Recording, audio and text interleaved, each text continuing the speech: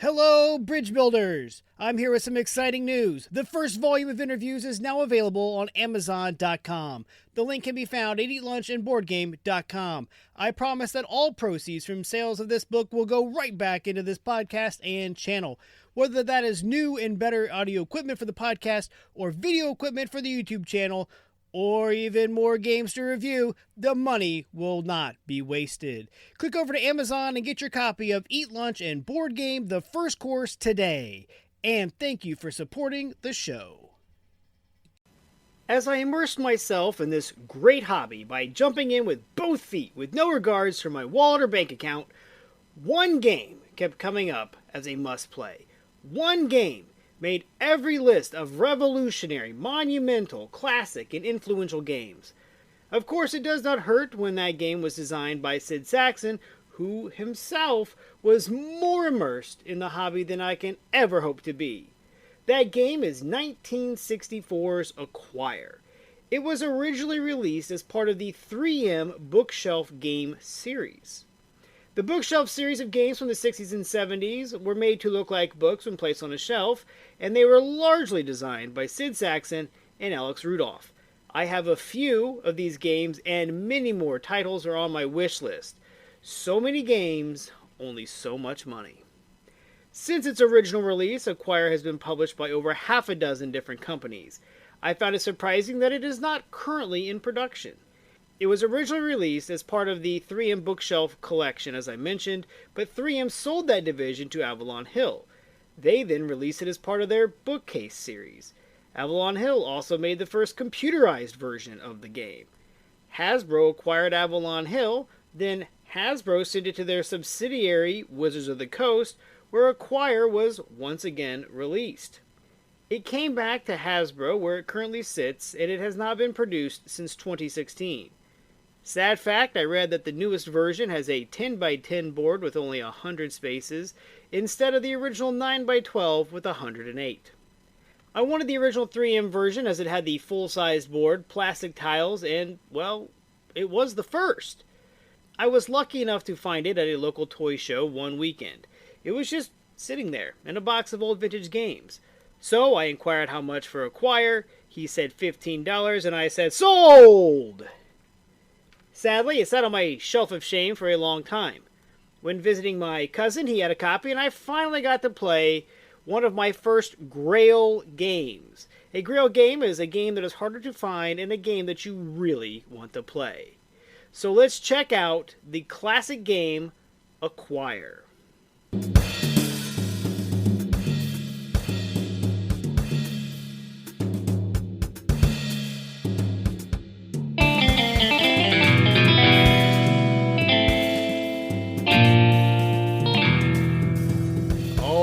Welcome back to Eat Lunch and Board Game. I'm your host, Adam Collins. Let's take a look at the rule clarity for Acquire.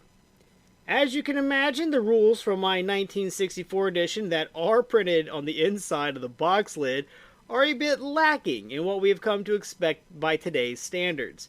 However, the rules are very straightforward, and I believe that the rules in subsequent releases have been modified to be a little bit clearer. Time to explain to newcomers. There is a 11 to 12 minute video on YouTube from one of my more favorite rules explainers, and he does a good job breaking this game down. I'd recommend sending this video out, it is linked in the show notes, to people to give them a chance to start learning the game. Then you can clear up any muddy areas that remain in about 5 minutes. The game itself is not complicated. The mechanics are straightforward, but Acquire is all about the timing. Gameplay. Acquire has a very simple gameplay. On the active player's turn, a tile from their hand is played, stocks are bought, or not, and play passes to the left. Okay, so maybe I oversimplified that just a bit. To start, each player receives a reference card that displays the hotel chains and the values based on size. This card is referenced whenever buying more shares or when cashing out. Each player then randomly draws a tile. This is easiest achieved if you have a draw bag. You can also set them all face down off to the side, but that takes up a lot more space. The player that has the tile with the lowest number is the first player. If there is a tie, the player that has the closest letter to the start of the alphabet. As there's only one tile for every combination, this will simply break the tie immediately. All players then place those tiles back in the bag and draw 6 random tiles. This is the starting hand for each player. It is important to keep these tiles secret from other players. You don't want them to know that you can make a chain or cause a merger. That might influence what they do. As I have said before, and I will again, acquire is all about timing. If they know your play, then that could change theirs or could change their mind on what to buy. The first player plays the first tile onto its specified location on the board. There is nothing else to do being the first player. The next player then places a tile onto the board. If the tile played is orthogonal to another single tile, a hotel chain is born. If a tile is played where 2 chains would now become 1, a merger occurs. In both instances, more must be settled before play can pass. If a new chain is created, the active player decides which of the remaining chains is now on the board. That player also receives 1 free stock in that company for starting it. To signify the chain is on the board, each edition of the game has some way of marking that. My original version has a tile that you set on top of the other one. Some other versions have cardboard tiles that you can lay on top. And the Avalon Hill version has an actual physical hotel that you can sit on top of the tile, giving amazing table presence. Then the active player can buy stock at any chain currently on the board at its current value. Value is determined by how large, the number of tiles, a chain currently has in it. There are 2 types of mergers. The first is when a larger chain takes over a smaller chain. The player with the majority in the company being merged and dissolved receives dividends based on its size. Then, that player must decide what to do with the stock in that company. The stock can either be exchanged 2-to-1 for stock in the company taking it over, assuming there's any left in the bank, or it can be sold back to the bank for its value at the time of the merger. The last option is to do nothing with the stock and hold on to it in hopes that the chain reestablishes itself later in the game. The person with the second most stock in the company receives their bonus and then makes the same decisions on their stock holdings.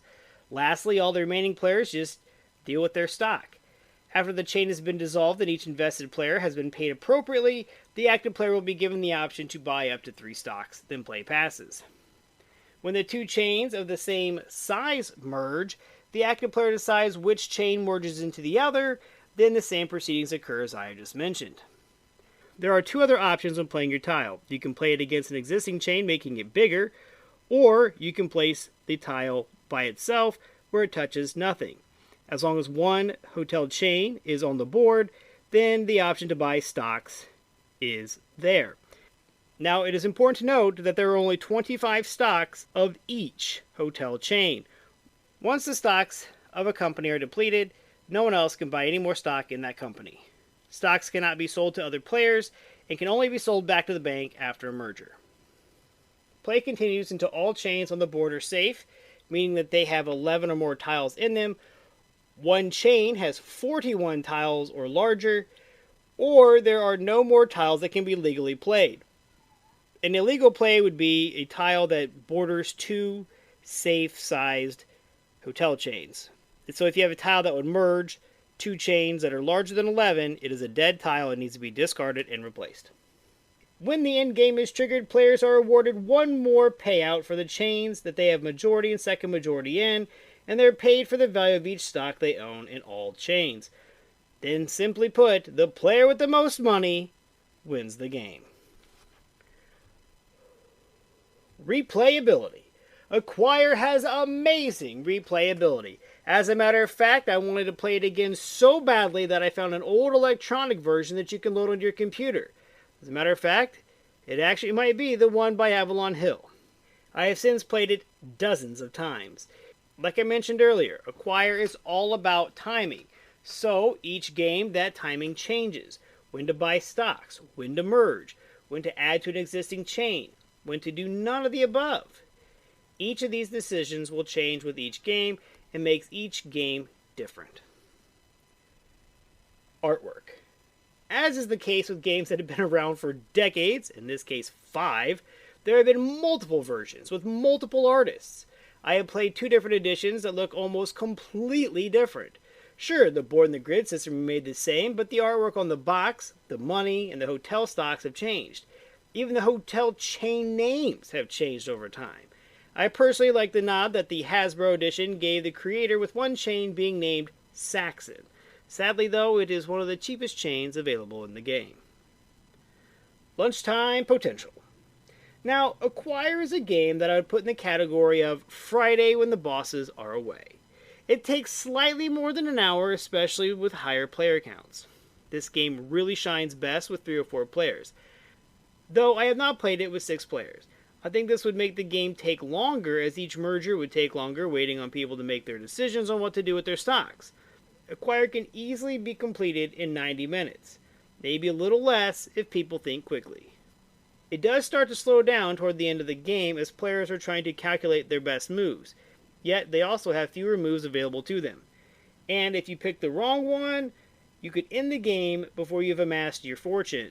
I have done this before by accidentally triggering the end game, probably 1 turn too early. Component quality. Like with the artwork, this really depends on your version of the game. I love the versions that have the plastic tray for the grid and the plastic tiles. These are more durable. The flat cardboard grid and tiles are fine, though a slight bump could shift them around. I do think that the playing card stocks are better than the paper ones. The versions that have the physical tiles that you can lay on top of the board are awesome. They are durable and, like I said, give the game an amazing table presence. Though this also comes at a higher cost. The money, well, it's your typical board game paper money. Some versions come with a, for lack of better definition, a tile holder like Scrabble. This allows you to see your tiles and keep them hidden from the other players. Other. The only thing to mention here is if you go to the Board Game Geek page for Acquire, you can find the electronic version I've been talking about and download it for free. It is a great way to really get the hang of different ways to lose the game, different strategies that may work only once, but also just a good way to play the game when no one else is around. Bang for the buck. You might have to dig around a bit to locate a copy of Acquire. Like I said, I picked mine up at a toy show for a mere $15, and it's the original 1964 3M bookshelf release. That was a steal. I've seen various editions of Acquire on eBay from anywhere between $25 to well north of $150. If I had known how much I was going to love this game, I would have stalked and bought that 1999 Avalon Hill Hasbro release with the plastic tiles and the plastic hotels. I'm not saying that I won't be purchasing this if it ever comes across my site. Oddly enough, though, when I was telling my evening gaming group about Acquire, they produced the $150 version. They had no idea of its value or how to even play the game. So I remedied both of those problems. For $40 or less, this game of mergers and acquisitions works very well in a workplace environment at a lower player count. Summary.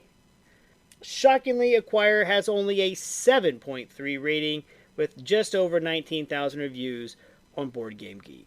I am startled by both the sub-8 rating and the only 1,900 reviews. This game easily should have an 8+ rating, and rating it should be a requirement to just join the Board Game Geek community. You haven't played Acquire? Go play it before you bother joining this board gaming community. It plays 2 to 6 players out of the box, though I can't imagine playing a game with 6 players. It feels like you would not get enough turns to really do much. The wrong tiles could just doom your game before you've even had a chance. 3 and 4 players really seems to be the sweet spot of this game. I hope that this review has done this game justice. It has been around for 50, almost 60 years.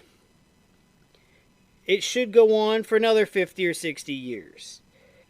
There is so much amazing stuff in this game. There's no dice, there's no spinner. There's nothing like this game out there from this time period, and very little like this now. To think that Acquire is almost 60 years old is simply amazing. I encourage you to locate a copy. Heck, ask around. It's possible somebody has one just sitting in their closet or basement. Check Facebook Marketplace. Check wherever you get your used games. Acquire is a game you should at least play it once so that you understand its importance and influence on the gaming community. As usual, you can reach out to me on Facebook at facebook.com/groups/eatlunchandboardgame. Email me at eatlunchandboardgame@gmail.com.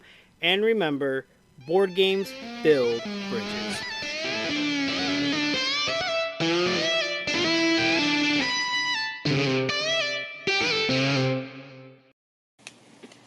This podcast has been a long time in the making. I reached out to many podcasters for their opinions, and I settled on Anchor FM as my host. It's the easiest way to make a podcast. First off, it's free. There's creation tools that allow you to record and edit your podcast right from your phone or your computer. Then Anchor will distribute the podcast for you so you can be heard on Spotify, Apple Podcast, and many, many more. You can make money from your podcast with no minimum listenership, and it's everything you need to make a podcast all in one place. So download the free Anchor app or go to anchor.fm to get started today.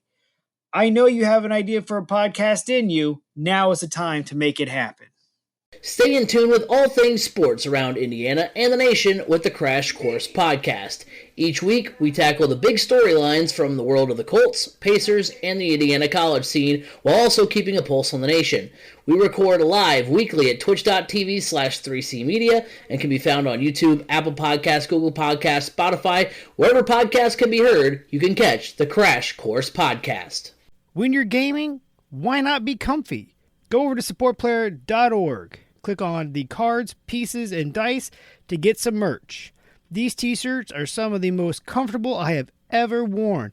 That's supportplayer.org, and there's a link on eatlunchandboardgame.com.